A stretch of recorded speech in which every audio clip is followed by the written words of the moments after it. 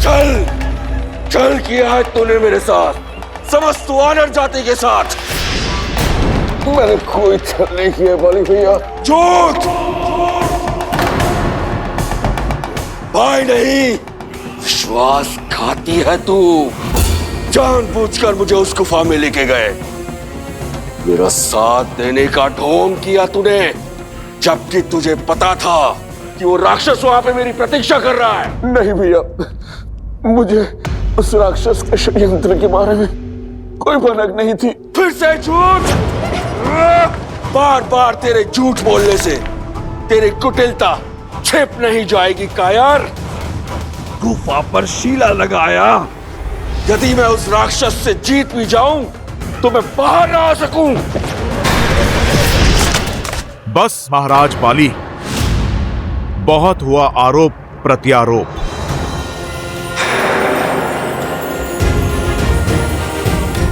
महाराज बाली, आपको अपने भाई पर संदेह क्यों है?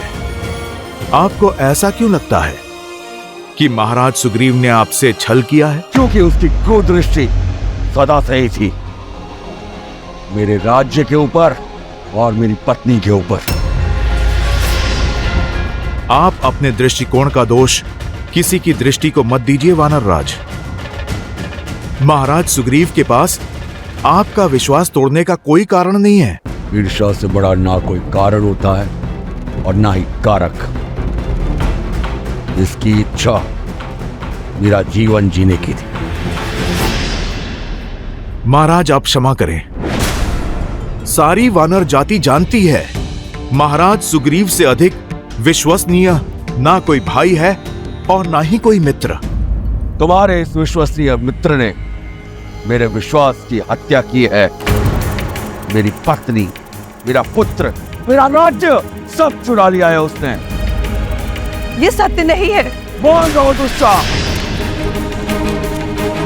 सुग्रीव ने जो कुछ भी किया उसका मोल तुम हो। तुम मेरे मृत्यु की प्रतीक्षा में थी ना, कि तुम दोनों एक हो सको, वाह कर सको। प्रेम तो कभी तुमने मुझसे किए ही नहीं। नहीं वानर श्रेष्ठ,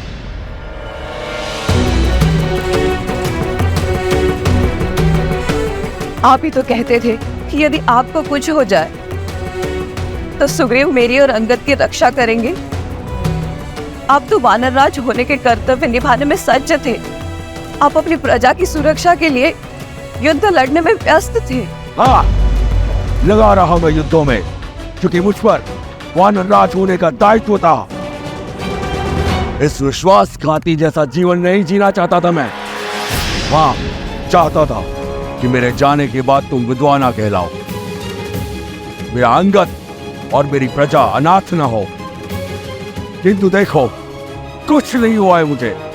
मैंने उस मायावी असुर को मार गिराया है और जीत कर भी हार गया बाजी। जिस महाबली को आज तक कोई असुर नहीं हरा पाया, वो अपने ही भाई के सामने उसके षड्यंत्र से हार गया। क्योंकि मेरे विश्वास के बदले मुझे विश्वासघात मिला, अपने भाई से और अपनी पत्नी से।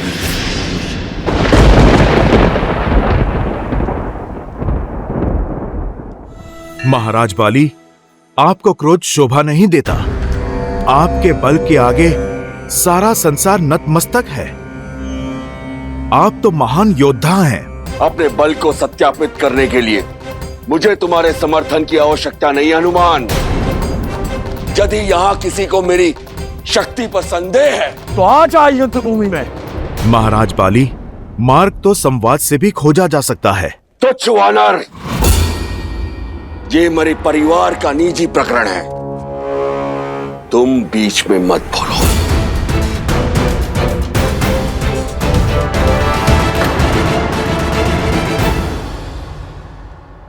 जब भूतपूर्व राजा और वर्तमान शासक भिड़े हों तो ये केवल परिवार की बात नहीं रह जाती।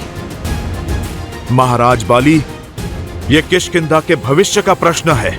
और किष्किंधा का भविष्य तुम्हारे सामने खड़ा है। मैं बाली साक्षात किष्किंधा हूं। ये सब मैंने बनाया है। महाराज बाली, माना कि आप एक महान राजा हैं, एक पिता तुल्य भाई हैं। माना कि किष्किंधा का आज आपके बीते हुए कल की देन है, किंतु वो बाली अब नहीं रहे। वानर जाति के कर्ता धर्ता अब नहीं रहे, क्योंकि बाली एक सोच थी जो वानर जाति के भविष्य के लिए प्रयास करती थी। आज जो समक्ष है वो केवल शरीर का एक ढांचा है जिसमें विष के सिवाय और कुछ भी नहीं। उत्तरजी, मुझे चुनौती देता है तू? महाराज, मैं तो केवल आपको सत्य से अवगत करा रहा था। मेरा ध्येय किसी का समर्थन करना नहीं है, क्योंकि जब भ्रम का बादल हटेगा तो आपको सत्य का बोध हो जाएगा। समझिए वीर, वानरों का बल और उत्साह तो असीमित है और उद्देश्य भी,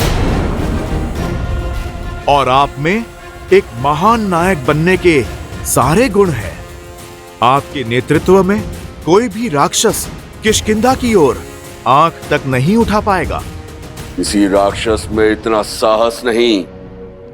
मैं यहां का स्वामी हूं जो विद्रोह में उठी हर ध्वनि को शांत कर दूंगा। यदि इस मूर्ख को सिंहासन की लालसा है तो सिद्ध करे वो अपनी श्रेष्ठता, उठाए अस्त्र और करे मुझे युद्ध में परास्त। यदि इसकी दृष्टि मेरी पत्नी पर है तो करे प्रहार और ले जाए उसे। यही तो वानर नियम है।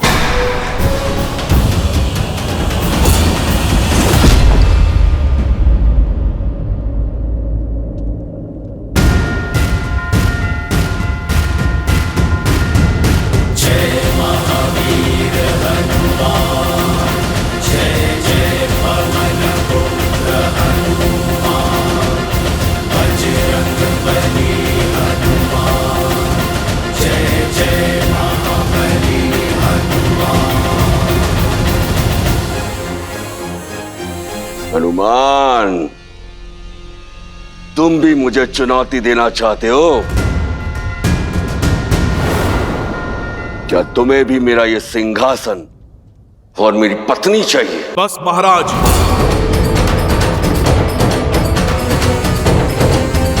आप अपनी सीमा मत लांघिए।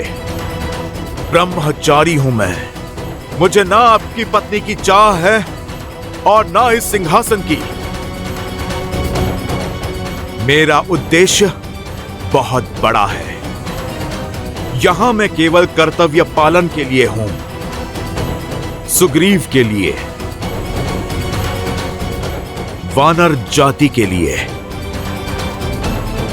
महाराज, मैं आपको केवल तर्क से धर्म के पाठ से परिचित करवाना चाहता हूं। आपके नए स्वरूप का आभास करवाना चाहता हूं।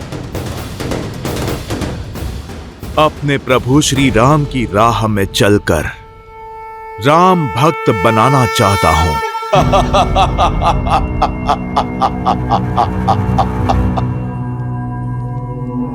कौन राम? मैं किसी राम को नहीं जानता, और जब मैं किसी को जानता ही नहीं तो मान कैसे लूं? मुझे केवल इस विश्वासघाती से प्रतिशोध लेना है। हट जाओ हनुमान, चारों से आप लोग। मुझे सिंहासन नहीं, मृत्यु चाहिए। अब मेरी मृत्यु ही मुझे निर्दोष सिद्ध करेगी।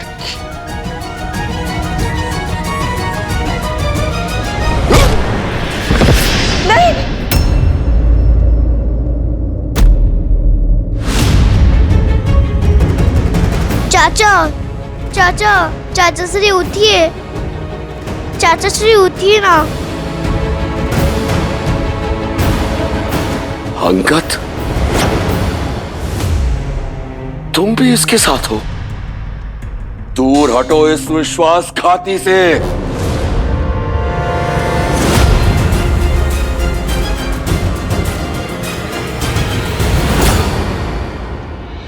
पिताश्री, चाचा श्री को मत मारिए। छोड़ मेरा पैर, मूर्ख। नहीं पिताश्री, चाचा श्री के प्राण हरने से पहले आपको अपने पुत्र का वध करना होगा। हनुमान, बाली सुग्रीव को मार देंगे। एक भाई दूसरे भाई के प्राण ले ले, इससे पहले रोक लीजिए अनर्थ। तारा,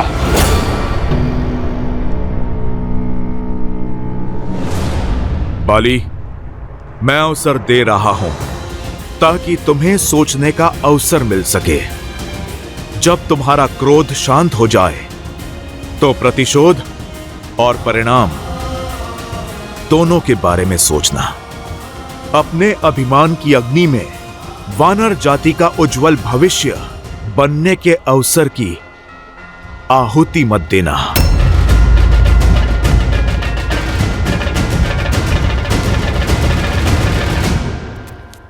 महाराज सुग्रीव, उठिए, उठिए।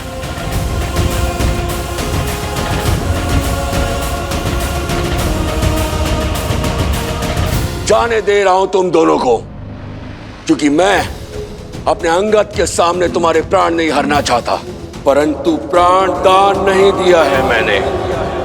चाहे जहां भी छुप जाओ, तुम्हारा राम भी बाली के प्रकोप से नहीं बचा पाएगा तुम्हें।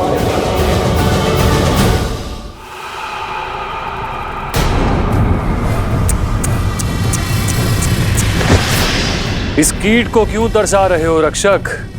राक्षस वीर घर की जय हो, सेनापति दूषण की जय हो।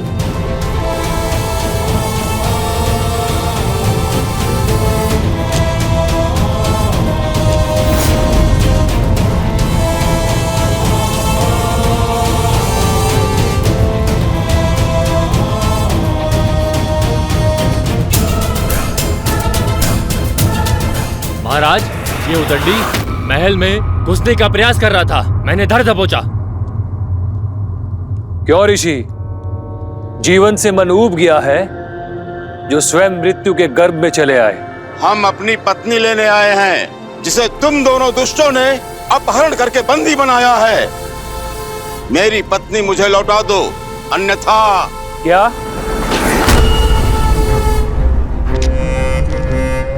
फिर से कहना।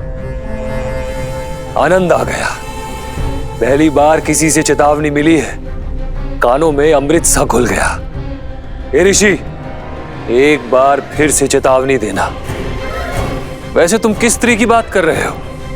दूषण, तुम्हें कुछ पता है? कैसे पता होगा खर, हमने तो अनगिनत स्त्रियों का अपहरण किया है। इतनी स्त्रियों को भोगा है कि अब तो गिनती भी स्मरण नहीं। एक क्षण, पिछले सप्ताह एक ऋषि पत्नी को लाया गया था, अद्वितीय सुंदरी।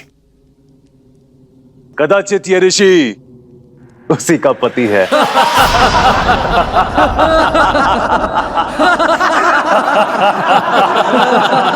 निर्लज्ज, पापी, श्राप है मेरा। जिस गति से तुम अपना पाप का घड़ा भर रहे हो, उसी गति से तुम्हारी मृत्यु तुम्हारे पास आ रही है। तुम दोनों का अंत निकट है। श्राप, श्राप वो देते हैं जिनमें संघर्ष करने की शक्ति नहीं होती, मूर्ख। दंडक अरण्य के कर्ता धर्ता है हम। राक्षस राज रावण के सौतेले भाई और प्रतिनिधि है हम लोग। इस वन के स्वामी है हम लोग। दंडक के भगवान हैं हम। अब बताओ, भगवान को मारने का साहस किसमें है?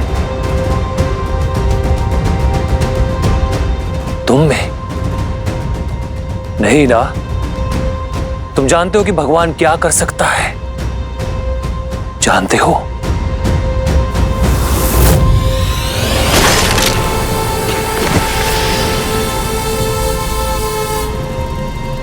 चेतावनी देता तो जीवित रहता। इसे हर दिन बुलाकर इसकी चेतावनी सुनते, आनंद आता, मनोरंजन होता। श्राप देकर सारा आनंद भंग कर दिया। ये शव हटाओ।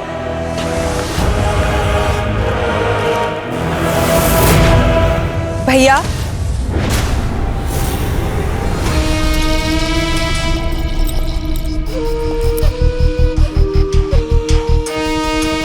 शूर्पणखा,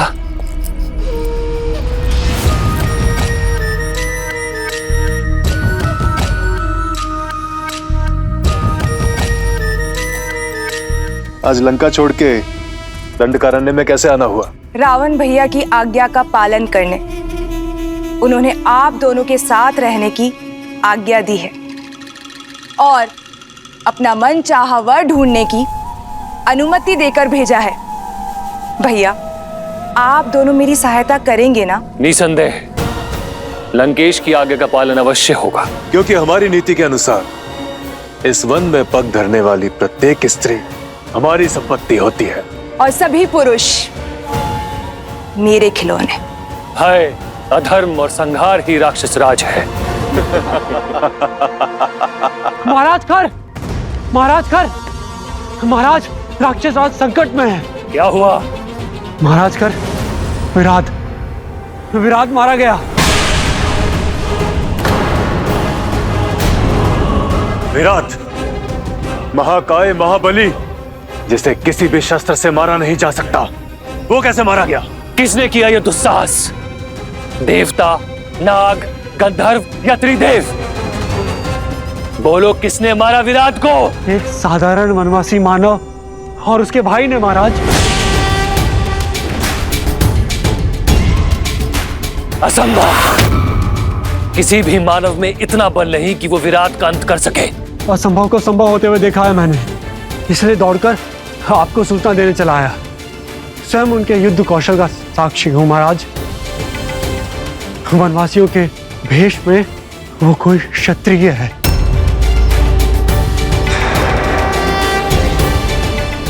महाराज, दो भाई हैं वो, राम और लक्ष्मण,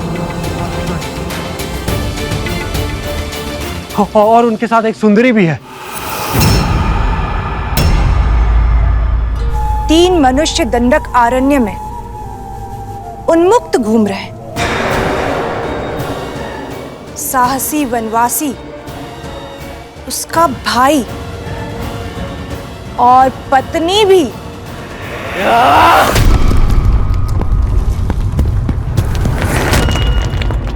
चीर दूंगा उन्हें। दंडक अरण्य के राक्षस राज को चुनौती देकर कोई जीवित नहीं रह सकता। एक क्षण खर भैया, उस स्त्री का विवरण दो। कैसी दिखती है वो? अनुपम सौंदर्य है उस स्त्री का। हिरनी सी आंखें, गज सी चाल, पुष्प सी कोमलता, देव तुल्य तेज है। एक बार कोई देख ले तो मंत्रमुग्ध हो जाता है। ऐसी सुंदरी तो संपूर्ण संसार में केवल एक ही है। मिथिला की राजकुमारी सीता।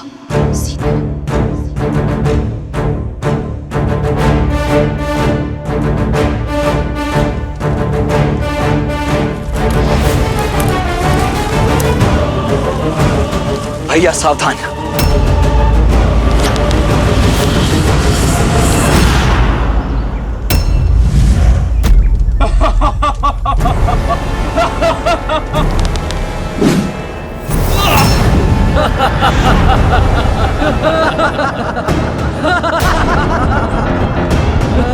लक्ष्मण, यज्ञ भंग नहीं होना चाहिए।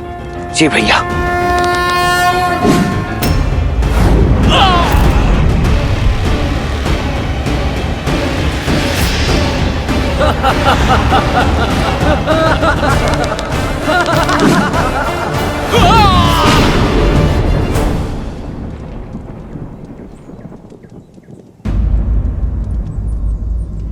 लक्ष्मण, तुम सावधान रहना। मैं अभी आया।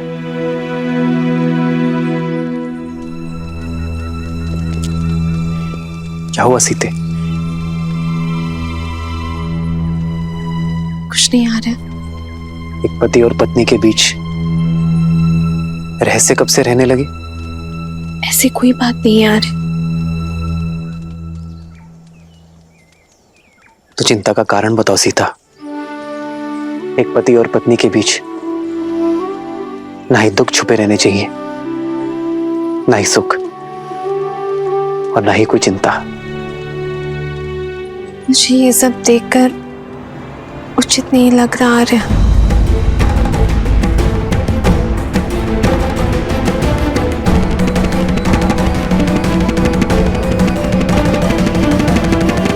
बोलो, किसने मारा विराट को? महाराज, दो भाई हैं वो, राम और लक्ष्मण, और उनके साथ एक सुंदरी भी है। अनुपम सौंदर्य है उस स्त्री का, हिरनी सी आंखें, गज सी चाल, पुष्प सी कोमलता, देव तुल्य तेज है। ऐसी सुंदरी तो संपूर्ण संसार में केवल एक ही है, मिथिला की राजकुमारी सीता। सीता? यदि सुंदरी है तो विलंब कैसा? अभी उसे विधवा करके अपने महल में ले आता हूं। इतनी भी क्या शीघ्रता है भैया? मुझे लगता है कि उन पर कोई भी प्रहार करने से अधिक श्रेष्ठ होगा कि हमें रावण भैया को इस विषय में सूचित करना चाहिए। मुझे पूर्ण विश्वास है कि इस सूचना से भैया को विश्व विजय सी प्रसन्नता मिलेगी।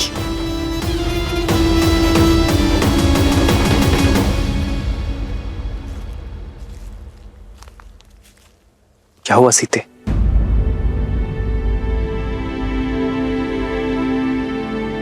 कुछ नहीं आ रहा। एक पति और पत्नी के बीच ना ही दुख छुपे रहने चाहिए, ना ही सुख, और ना ही कोई चिंता। मुझे ये सब देखकर उचित नहीं लग रहा है। और हिंसा तो सबसे बड़ा धर्म है ना, फिर धर्म के पथ पर चलने वाले हिंसा का पालन कैसे कर सकते हैं? आर्य, उचित कहा तुमने सीते।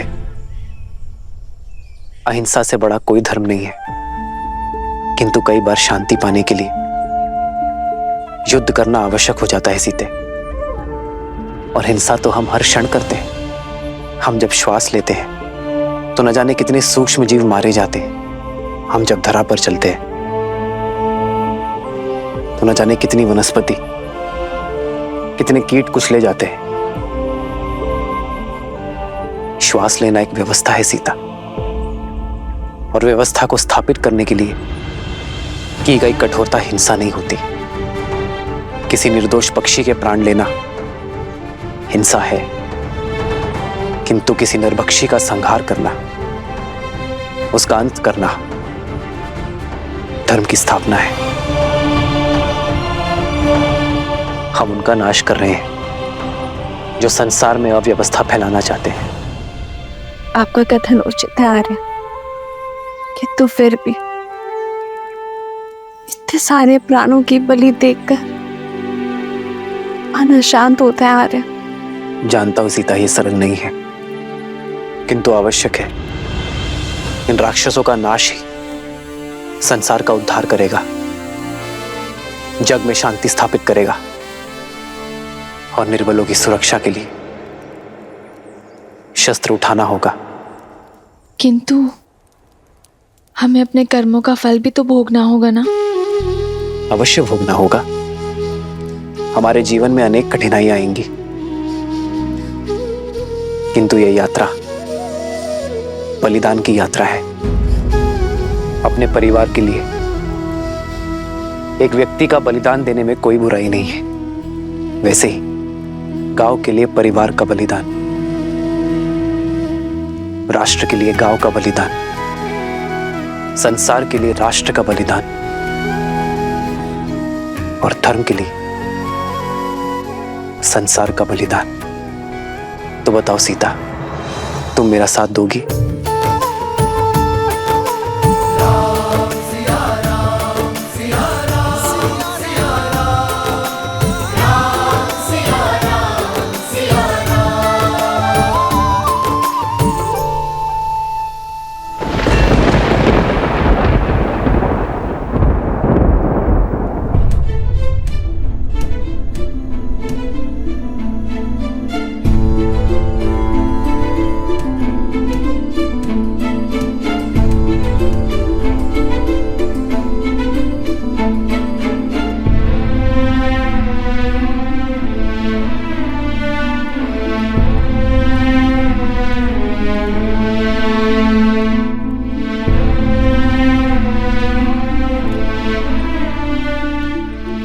मुझे भान है कि तुमने बाली को प्राणदान क्यों दिया है हनुमान।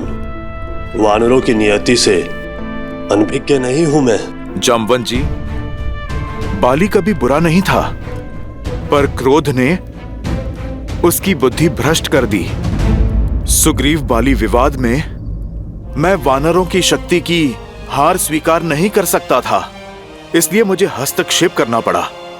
मुझे आशा है कि बाली अपना अभिमान त्याग महाराज सुग्रीव को अपना ले, तो वानरों की सफलता का उदय हो जाए। पर तुम्हारी आशा टूटती दिखती है मुझे। बाली हमारा साथ कभी नहीं देगा। भ्रम के मेघों से यदि अपमान का चक्रवात मिल जाए तो विनाश कोई नहीं रोक सकता हनुमान। बाली का अभिमान ही उसके अंत का कारण बनेगा। भैया, बाली भैया,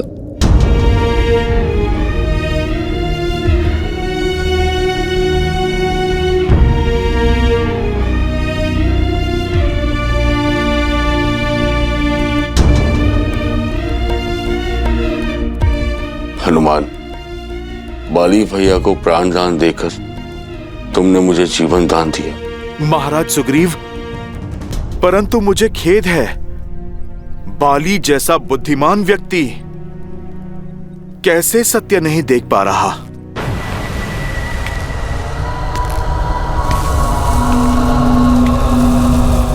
बाली आ रहा है सुग्रीव, और वो तुमसे अपना प्रतिशोध लेगा। भैया, बाली भैया,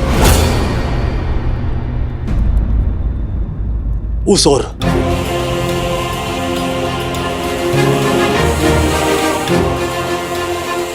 जय श्री राम।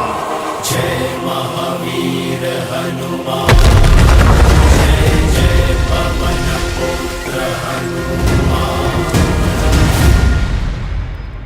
यहां से ऋष्यमुख पर्वत चले जाओ। ऋषि मतंग के श्राप के कारण बाली वहां पर प्रवेश नहीं कर सकता।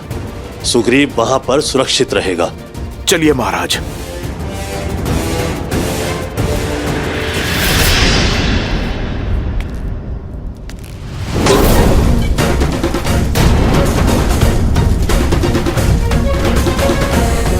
मुझसे बचकर नहीं जा सकते हो तुम सुग्रीव। मैं तुम्हें पाताल से भी खोज लूंगा। ऋषिमुख पर्वत पर पहुंचने से ही पहले मार दूंगा मैं तुझे।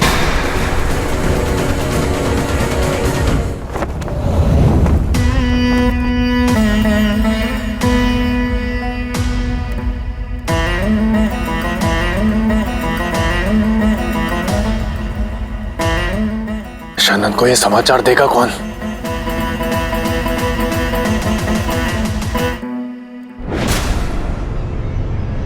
भाई की गंध मुझसे छुपती नहीं खर। और उससे भी बड़ी बात, ये गंध मुझे भाती नहीं।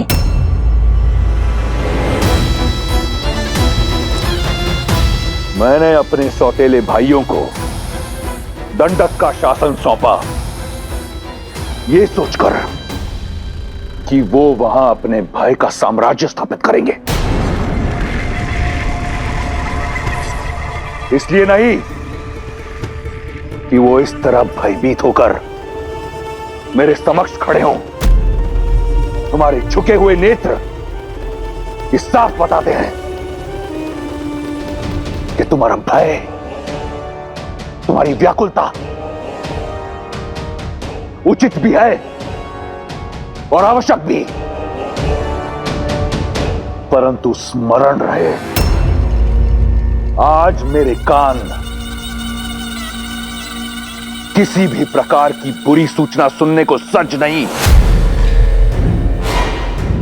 ये भय फिर दिखा तुम्हारे नेत्रों में, परंतु अच्छा लगा, क्योंकि ये भय रावण का है, होना चाहिए।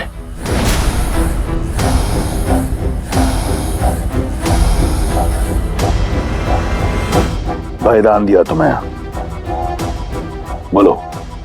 भैया, लंकेश, विराट मारा जा चुका है। तो विराट रावण नहीं, काल जिसके वश में हो। परंतु लंकेश, विराट का संहार एक वनवासी मनुष्य के हाथों हुआ है। किंतु वो एक साधारण व्यक्ति नहीं है। अयोध्या नरेश दशरथ के पुत्र राम और लक्ष्मण है, और उनके साथ एक सुंदरी भी है, राम की पत्नी मिथिला कुमारी सीता।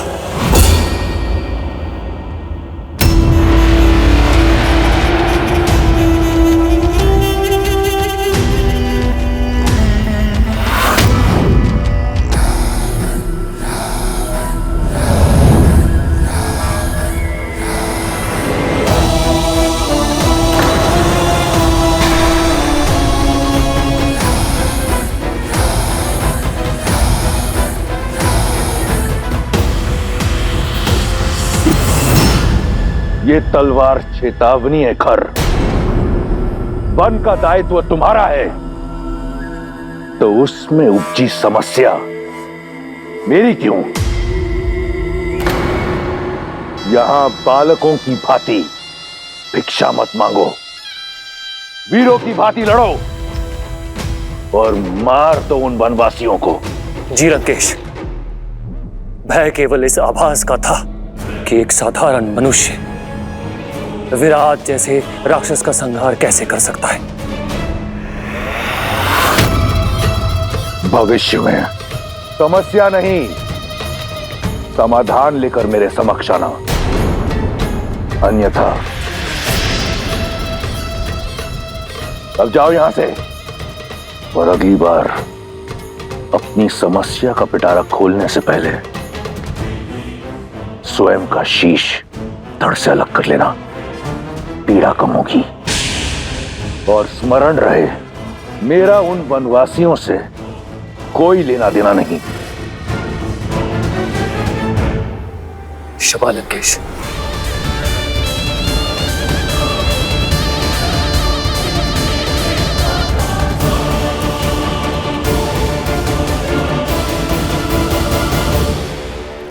नहीं स्वामी, ऐसा मत कीजिए। क्यों ना करूं? उसने मेरे स्वाभिमान को ठेस पहुंचाई है। मुझे नीचा दिखाने के लिए उसने तुम्हें अपनी पत्नी बनाया। अब प्रतिशोध का एक ही मार्ग है, रूमा से विवाह। ऐसा अनर्थ मत कीजिए स्वामी। क्यों? क्यों ना करूं? वो करे तो नियम और मैं करूं तो अनर्थ। जो नियम सुग्रीव पर लागू होता है, तुम पर लागू होता है, वो मुझ पर क्यों नहीं? क्योंकि सुग्रीव ने आप ही के आदेशानुसार उस गुफा के मुख पर चट्टान रखी थी। आप ही के आदेश पर उसने किष्किंधा को संभाला था। और स्वामी, आपने तो रूमा को पुत्री समान प्रेम दिया है, तो अब क्यों प्रतिशोध की आग में आप अपना सम्मान, अपना गौरव और अपने धर्म को भस्म कर रहे हैं? क्यों अधर्म करके नर्क के भागी बन रहे स्वामी? चट्टान तब रखनी थी जब मेरी मृत्यु हो जाती, तब। लेकिन रक्त बहकर बाहर आया था। वो रक्त नहीं था। वो उस मायावी की माया भी तो हो सकती थी ना। सुग्रीव की चाल भी तो हो सकती है। नहीं चाहिए मुझे धर्म, नहीं चाहिए मुझे स्वर्ग, और ना ही मोक्ष। यहाँ राज शक्ति और युक्ति से होता है, और ये दोनों ही अपार है मेरे पास। इसीलिए राज भी मेरा होगा और रूमा भी। सुग्रीव को मूल्य तो चुकाना ही होगा। सैनिकों, रूमा को मेरे समक्ष प्रस्तुत करो। रुक जाइए स्वामी, अंगद के विषय में तो सोचिए। वो भी बालक है, उस पर क्या प्रभाव पड़ेगा? उसके लिए यह प्रशिक्षण होगा। वो भी तो देखे कि वानर राज कैसे बना जाता है।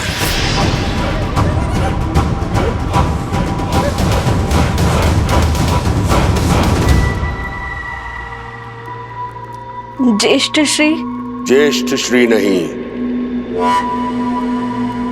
स्वामी कहो।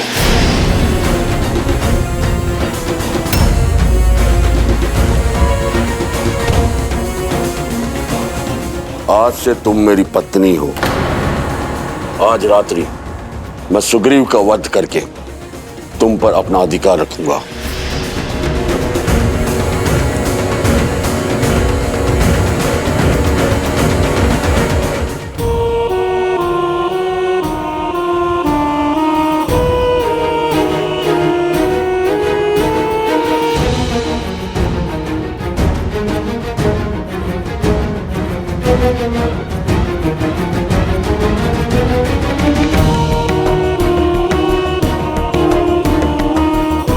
जो तुम्हारा नहीं है उसे पाने की लालसा छोड़कर जो है उसी में संतुष्ट रहना सीखो।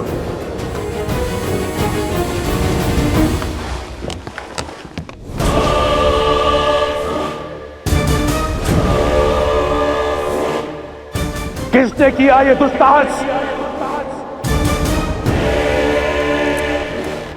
किसे अपने प्राणों से प्रेम नहीं? समक्ष आओ। क्षमा करे भैया, ये दुस्साहस मैंने किया है क्योंकि मैं आपको किसी भ्रम में नहीं देख सकती। भ्रम? हाँ भैया, सीता की जिस छवि को आपने देखा था अब वो वैसी नहीं रही। अब वो महलों की राजकुमारी से एक वन की सन्यासिनी बन चुकी है। तनिक सोचिए भैया, सीता के सौंदर्य और तेज के बारे में। आपके साथ लंका की स्वामिनी के रूप में खड़े होकर वो कैसी लगेगी? उसका प्रारब्ध आप ही के आने की प्रतीक्षा में है। बेचारी, जिस राजकुमार से विवाह किया उसके पास राज्य तो छोड़िए, कांटों से बचने के लिए पांव में पादुका तक नहीं। जिस स्त्री को लंका की मखमल शैया पर होना चाहिए वो पथरीली चट्टानों पर सो रही है। लंका की सुगंधित और कमलों से सज्जित सरोवर के स्थान पर जोंक और कीड़ों से भरे वन्य तालाबों में स्नान कर रही है।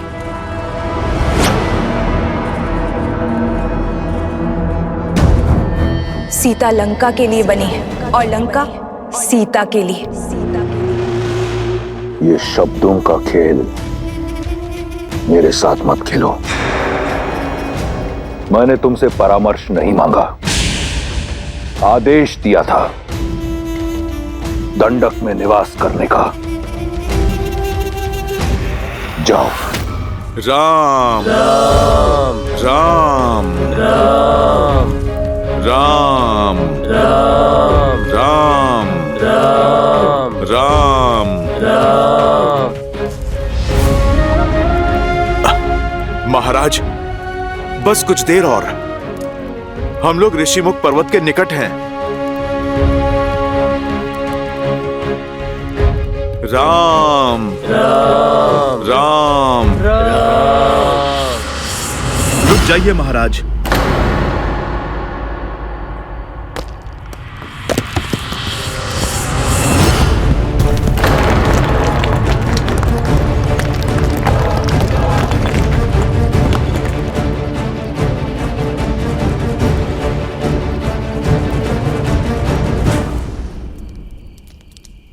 महाराज, आप चलिए।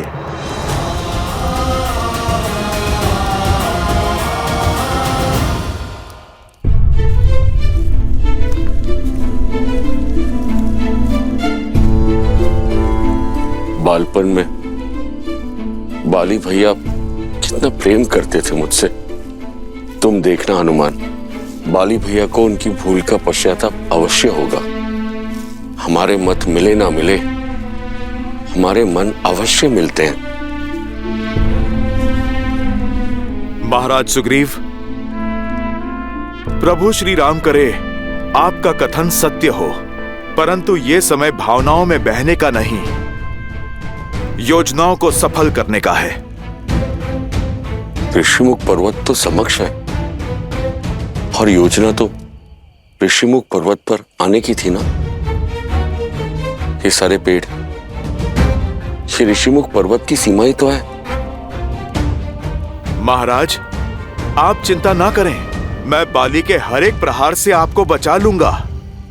परंतु हनुमान, यदि तुम बाली भैया के समक्ष गए तो वो तुम्हारी आदि शक्ति छीन लेंगे।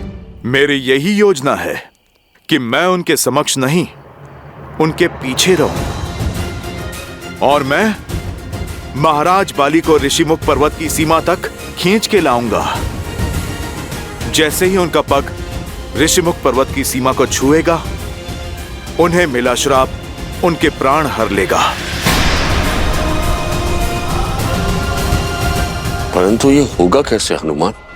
और भैया के प्राण? महाराज सुग्रीव, यदि जीवित रहना है तो आप मुझ पर विश्वास कीजिए।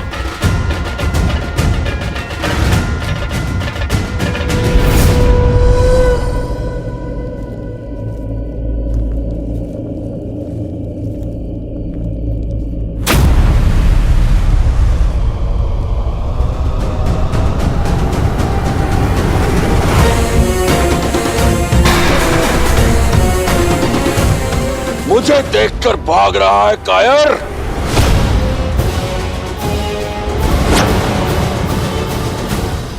प्राण जाए फिर भी मैं आपसे युद्ध नहीं करूंगा भैया। अब प्राणों के सिवाय बचा क्या है तेरे पास कायर? अब तो राज्य भी मेरा और रूमा भी। अब मत रोकिएगा महाराज सुग्रीव।